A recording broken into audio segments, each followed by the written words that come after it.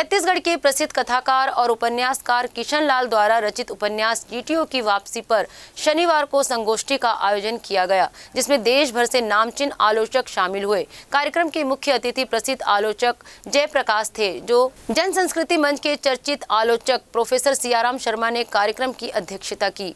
उपन्यास जीटीओ की वापसी नया रायपुर बसाहट के दौरान विस्थापित किसानों पर केंद्रित है।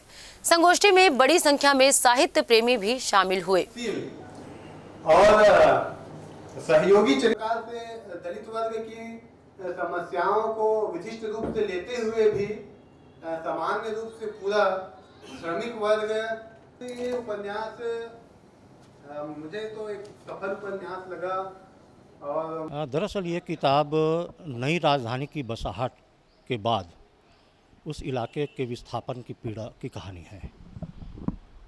नई राजधानी बनने के बाद लगभग 27 गांव की ज़मीनें प्रभावित हुई हैं, वहाँ के गांव प्रभावित हुए हैं और वहाँ के लोग जो किसान थे वो शहर में आकर मजदूरी कर रहे हैं।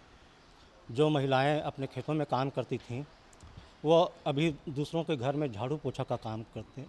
तो उनकी ज़मीन छीन जाने के बाद वो जिन जिन समस्याओं से वो लोग गुजर रहे हैं, उसी पीड़ा को मैंने इस उपन्यास में व्यक्त करने की कोशिश की है।